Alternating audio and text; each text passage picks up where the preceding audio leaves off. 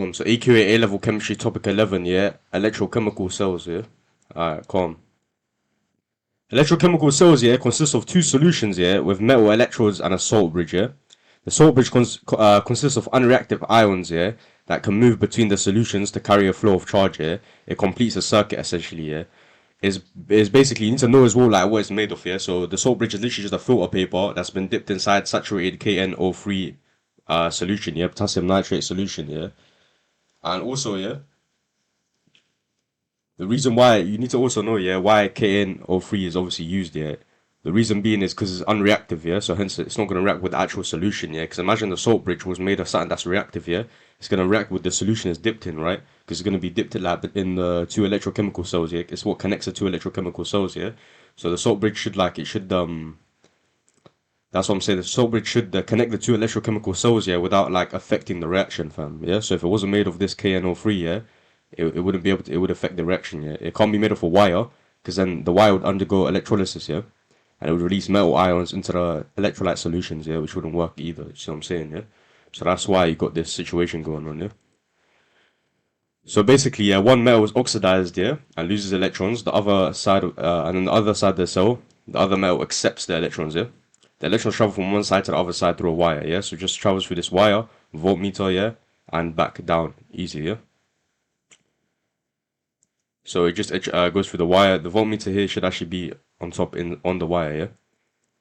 And yeah, and as you see again, like I said, yeah, the solution should be of the same metal as the regular electrode, yeah. So for example, ZnSO4, the electrode for that should be Zn, yeah, and then CuSO4 should be Cu. If it isn't the case, then it's normally platinum, yeah, but it doesn't always have to be the same. Doesn't always have to be the same metal, yeah. Alright, calm. The electrons travel from one side through a separate wire, yeah, and then here's a salt bridge here that completes the circuit. Because imagine, yeah, that you didn't have the salt bridge here, it wouldn't work, fam. You'd just have electrons going from there to there, and then it would end. There's no, you know what I'm saying? It maintains that electricity, yeah, you know what I'm saying? Alright, calm. Also, if you look at this, yeah, and the anode here is negative, yeah, whereas you're probably used to like anode being positive, right, and then cathode being negative, right, in electrolysis, yeah. But obviously this is not electrolysis, yeah. This is an electrochemical cell, yeah. They call it galvanic cell, yeah. So this is different. This is when it has now a loss, yeah. So the anode has become negative, yeah. Alright, calm. The electrode will be used that is made of the same metals, yeah, as are being oxidized or reduced, yeah. That's what I said. And then platinum is commonly used as an electrode, yeah, as it is inert, yeah. So it's chemically inert, it does not react, yeah. So you can remember this, yeah, as like red cat and anox, yeah. Red cat, yeah, is reduction at cathode, yeah. Reduction at cathode, yeah. So oxidation occurs at anode and reduction occurs at cathode, yeah. And then anox, yeah. So anode oxidation, yeah. So oxidation occurs at anode, reduction occurs at cathode, yeah. Alright, calm. Electrons go from the more negative half cell, yeah, to the more positive half cell, yeah. Again, this is easy, bruv. You don't need no acronym thing, yeah. But like, you can learn it if you want, innit? It's called no PR, yeah. Like no problem, yeah. Negative gets oxidized, yeah, and the positive is the one that's being reduced, yeah. So that's how you know which cell is being oxidized, which cell is being produced, yeah. It will depend on the electrochemical potentials, yeah. The one that's negative being oxidized, positive being reduced, yeah. Calm. Now, rules for representation, yeah. The half cell with the most negative potential goes on the left, yeah. The salt bridge is shown using a double line. Always include the state symbol, and then one line is change of phase, yeah. Change of phase, yeah, means change of state, yeah. Phase and state are the same thing, yeah. And then you can also think of it as ROR, yeah? So let me just walk you through it first, yeah? So as you see here, ZNS, yeah, is going to ZN2 plus aqueous, and it lost 2 electrons here, so therefore this is being oxidized, yeah? Whereas the bottom one's being reduced, yeah? So the most negative is the one that's being oxidized, yeah? So you put that on the left. So now I've got this Zn on the left, yeah? The Zn needs to be solid, because deep it was solid first, right? And then it turned into the ion, yeah? So Zn, then you write this means change of phase, deep, how it went from S, yeah, to AQ. That means I went from solid, yeah, to aqueous, yeah. That's a change of phase, you see what I'm saying? So you put a line there to indicate that it changed phase, yeah. And then you put the oxidized version. Then the salt bridges these 2 lines. And then the Cu2 plus, yeah, AQ. And then when it got reduced into the Cu, yeah. Another way to remember this again is ROR, yeah. Raw, yeah. R is the reduced one, that's Zn. Oxidized, that's the oxidized one, Zn2 plus, yeah. O That's this oxidized one, yeah, CO2 plus, and then R is the reduced against Cu. Do you see how that works, yeah? So it's R, yeah, where my mouse is. Do you see that, yeah? So that's how you can also remember it, yeah? But this shouldn't be too hard to remember, yeah? Just keep memorizing how to draw these, yeah, and it's easy. Always, yeah, the most oxidized species, by the way, yeah, is next to the salt bridge, yeah? As you'll see in a minute, I'll show you another one, yeah? Alright, calm. So as you see here, yeah, we got a similar situation, fam, yeah? We got ZNS here plus CO3 plus here goes to ZN2 plus to CO3 2 minus here. But here there's a couple issues, yeah? First of all, we're not going to like a full atom, yeah? Here we're going from CO3 plus to CO2 plus. Yeah, it got reduced here, but it didn't get reduced like last time. Look, last time, yeah, it went from Cu2 plus to just Cu. So it got reduced fully, yeah? But this time it's not getting reduced fully. Also on top of that, yeah, there's no change of phase, deep it. CO3 plus, yeah, went from aqueous to aqueous, bro. There's no change of phase here. So how would you represent something like this in a diagram, yeah? Well, write it out fully like this, yeah? And then here, so basically, I said, yeah, the most oxidized species here goes next to the salt bridge. So out of CO3 plus and CO2 plus, the most oxidized one goes next to the salt bridge. So CO3 plus and then CO2 plus. And if the phase doesn't change here, then you don't put a straight line. You put a comma. Comma indicates that there was no change of phase here. So what you do is you just write the Zn again, yeah? The one, the most electronegative, the one that's being oxidized here. Then not electronegative, yeah, most negative electropotential, yeah, or whatever, yeah. Put that there, then Zn2 plus, yeah, because that got oxidized. Then the salt bridge, then the most oxidized species, which is CO3 plus, yeah, and then what it got reduced into, yeah. And then you put a comma instead of a line, yeah, straight line, because there was no phase change, yeah. It stayed the same phase, yeah. Calm. Then what you also need is, because I need to show what the actual anode is, yeah, since in this case it's aqueous, so that indicates that the anode was not the solid. Do you see what I'm saying? So what you also need to put here is you need to put platinum as well. So then you put change of phase and then you put platinum solid, yeah? So always when you go aqueous here or something that's in the same phase here and it didn't indicate that there was a solid thing that got reduced here or oxidized here, then you put platinum, yeah? You understand? So this is how you would write this, yeah, for this one. So again, CO3 didn't change phase, it just got reduced into CO2 plus here, gained an electron, and then after that, platinum, yeah? Calm. Standard hydrogen electrode, yeah. So always to measure these electrochemical cells, yeah, it's all relative, fam. So in order to measure something relative to something, it needs to be relative. You need to have that like gold standard, yeah. You need to have that like zero potential. If I say the potential is +5, yeah, what is that number? That number has to exist because something has to be zero, yeah. And so scientists, yeah, they chose the standard hydrogen electrode to be zero, yeah. So standard hydrogen electrode is defined as 0 volts here at all temperatures, yeah? So anything, any electrochemical cell that you put here is relative to this one. Do you see what I'm saying? So therefore, as a result, this one can't be relative to anything. This one is just relative to itself here. It serves as a reference point, yeah? For measuring the standard electrode potentials of other half cells here in electrochemical cells, yeah? You need to know the conditions for it, yeah? The pressure of H2 has to be at 100 kilopascal, yeah? Has to have an H plus concentration of 1 mole per dm cubed, yeah?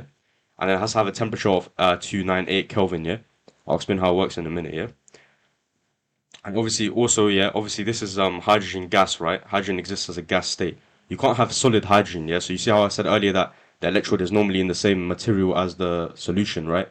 Here it's hydrogen gas, so I can't have hydrogen electrode. That doesn't make sense. I can't have I can't have, so that's why you use platinum here, yeah? You don't use hydrogen electrode, yeah? Because you can't have hydrogen solid, doesn't make sense, yeah?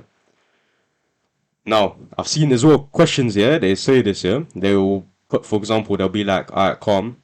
They'll say the butter used, this normally comes from HCl, by the way, the H plus, yeah. That's why HCl is 1 ratio, should HCl easy, yeah. But some man, yeah, will be like, some questions will be like, the butter used H2SO4. So he'll be like, how much H2SO4 concentration should he use? Yeah. Now, H2SO4, yeah, is a strong acid, yeah. It dissociates fully into two H plus ions, yeah. That H2 becomes 2H plus, yeah. It dissociates fully, yeah. So, deep it, yeah. If I want a concentration of 1 mole per dm cubed of H plus ions, yeah, and every time that thing breaks it gives me 2 ions, it means that I need to use 0.5 mole per dm cubed of H2SO4. Because when it splits, that 0.5 is going to be times by 2 to get me 2 H plus 1 mole per dm cubed H plus concentration. Do you get that? Yeah. Whereas with HCl, when it splits up, it just gives me 1 hydrogen. Therefore, I only need 1 mole per dm cubed of HCl. Yeah. Whereas with H2SO4, yeah, I would need 0.5 mole per dm cubed. Yeah. Because it's gonna split and make 2, so I need to 2 times it. Yeah, if I used 1 mole per dm cube of H2SO4, yeah, it would produce 2 mole per dm cubed of H plus ions, yeah. This should be easy, especially if you've done like acids, yeah, you should be able to understand that. If not, then just like replay it, try to get what I'm saying. And yeah, if not, then ask me. Alright, calm. How it works, yeah? So basically, hydrogen gas is bubbled over platinum electrode, yeah, to ensure a constant partial pressure of hydrogen gas above the electrode, yeah? Calm. Then hydrogen gas becomes oxidized into 2H plus 2E minus. Yeah, hydrogen gas oxidizes at the platinum electrode to produce hydrogen ions. Yeah, and release electrons. This reaction establishes a standard electrode potential for the SHE. Yeah, 2H plus 2E gives me H2. That's gonna happen. That's gonna, when H plus gets reduced now. Yeah, hydrogen ions from the acidic solution gain electrons at the platinum electrode to reform hydrogen gas. Yeah, and this reduction completes the cycle. So it just happens in the electrode. Yeah, it keeps. What happens is it keeps just getting oxidized and reduced again. Yeah, oxidized, reduced, and that creates a continuous flow of electrons. Yeah, and that's what we classify as 0 volts. Yeah. Alright, calm. This would be how you represent, by the way, this thing, yeah, because it's not like two things, yeah, two materials and whatnot. The way you represent this is you put a platinum electrode, yeah. This is how you represent, sorry, like cell representation of standard hydrogen electrode, yeah. So you put PT, yeah, solid, and then you put phase change H2 gas, phase change H plus AQ, and then just salt bridge, yeah. And that's it. You don't put anything on the other side, yeah. This is how you represent it, yeah. So memorize this, yeah, because they could ask you. Alright, calm. To find the EMF of the cell, yeah, EMF stands for electromotive force, yeah. Essentially, it's just like the voltage of the actual battery itself, yeah. Because deep it, the battery is not just like a source of energy. You know what I'm saying? A battery is a battery, right? It has a circuit inside. It has stuff, and that circuit is gonna lose voltage, bruv. Yeah, it's gonna have resistance. Yeah, a battery has resistance inside. You call it internal resistance. Yeah, and that internal resistance times by the current. Yeah, that's gonna create a small amount of voltage that's gonna be lost from the actual battery itself. So before that battery goes around the circuit, yeah, it already loses some energy. Yeah. So the voltage of the battery is not correct here. We use the EMF. The EMF is the total amount of energy that battery has. It's the actual electrical energy that battery has before it loses any volts, yeah? But essentially, you can just think of it as the electrochemical potential of the cell, of the full cell, or you can just think of it as the voltage of the cell, essentially, yeah? So what you do is you do the most positive potential minus the most negative potential, yeah? It says E right minus E left. That's because remember we always put the negative on the left, yeah?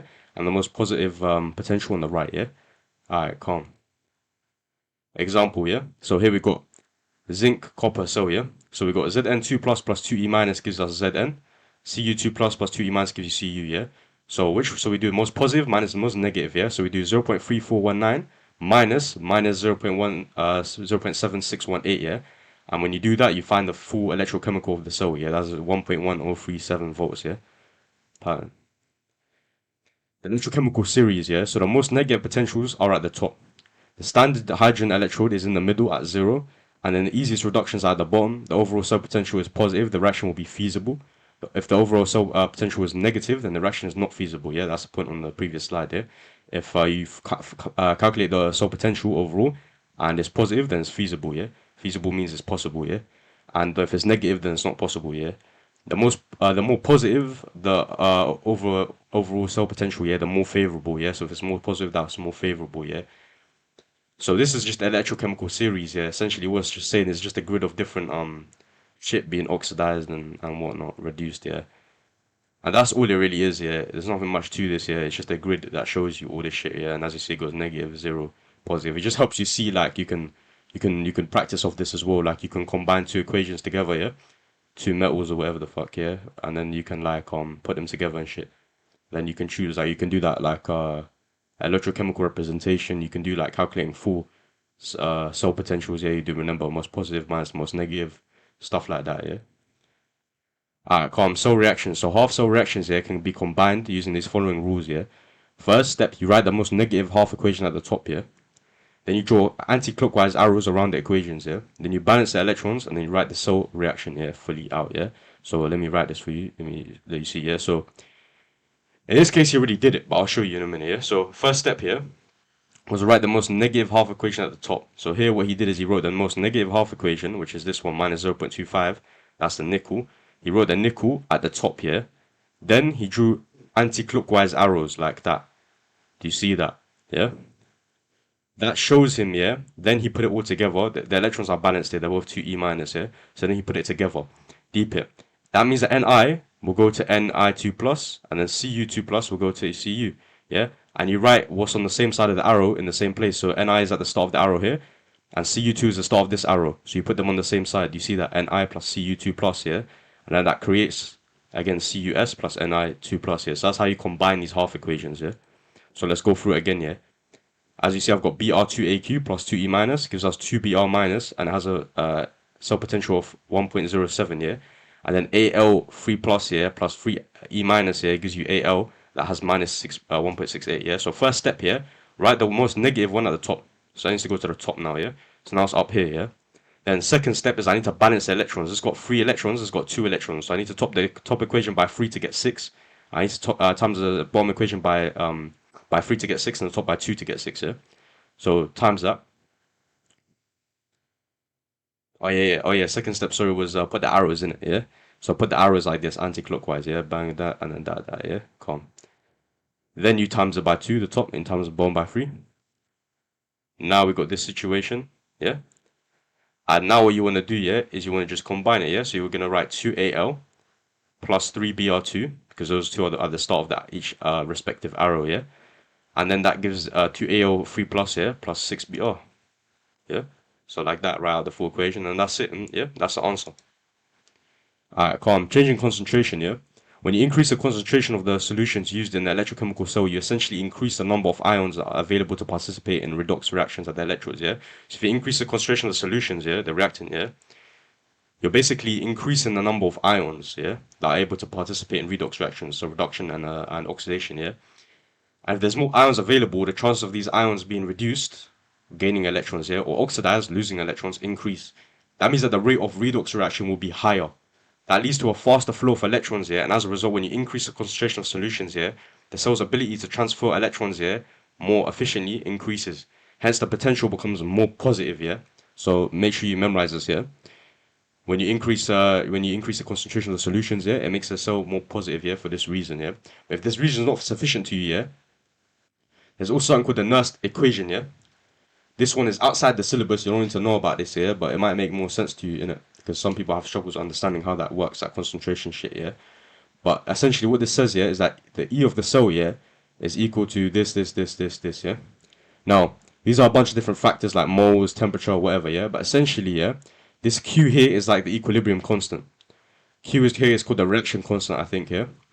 And this is essentially the equilibrium constant, yeah? So what that means is that if A plus B, that gets reduced back to A, and this gets oxidized B to B plus, yeah? If I have this reaction, yeah, then Q would be concentration of A, the product, times concentration of the other product, yeah, B plus, divided by concentration of A plus, times concentration of B, yeah? This is exactly like equilibrium constant, yeah? If you don't know about that, go look at the video, go do whatever, yeah? But you should know about it, yeah? So that's all that Q is. Now deep it. If I increase the reactant, yeah, if I increase the solution, yeah, A plus and B, yeah, the bottom of this is going to increase. If the bottom of this increases, yeah, then Q decreases. And hence, if Q decreases, then ln decreases. And therefore, if ln decreases, then it becomes less negative. Do you see that? Because I'm taking away a smaller number, E of the cell will become bigger. Yeah? So you can also explain concentration, why concentration increasing means that the cell increases, yeah, by this equation. Do you see, yeah? Because as the concentration increases, Q would decrease because of the bottom, yeah? And then ln Q would decrease, so therefore you're minusing like a smaller number, yeah? So you get a bigger E cell, yeah? It becomes more positive, yeah? Other conditions, yeah, if you increase the pressure, the equilibrium will shift to the side with fewer moles of gas, obviously, yeah? This change in equilibrium affects the concentrations of the reactants and products, yeah? Which in turn influences the reaction quotient, yeah?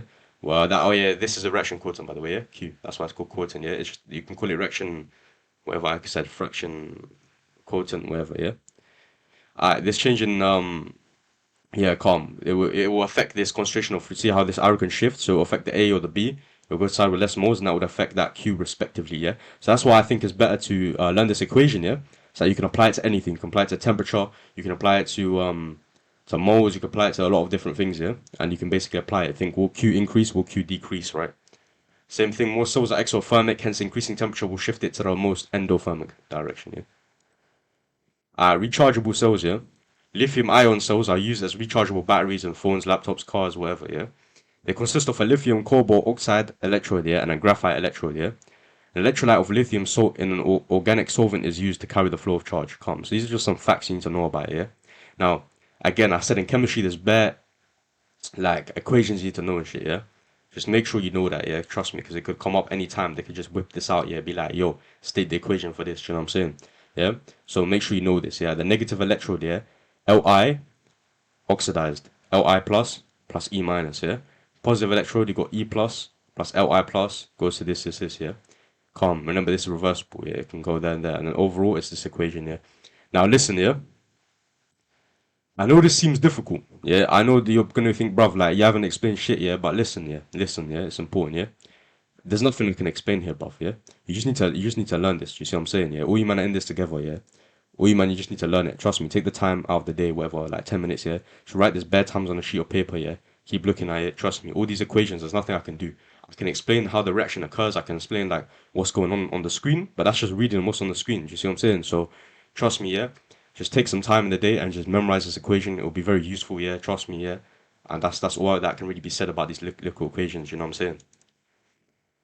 In order to be recharged, yeah, a current has to be applied over the cell, which forces electrons to move in the opposite direction, yeah, and that obviously causes the reaction to reverse, yeah, which recharges the cell. That's how rechargeable batteries work, yeah, you know, the little Duracell thing, yeah, with the button on it, you can see like the level of how like charged it is and all that, you know what I'm saying?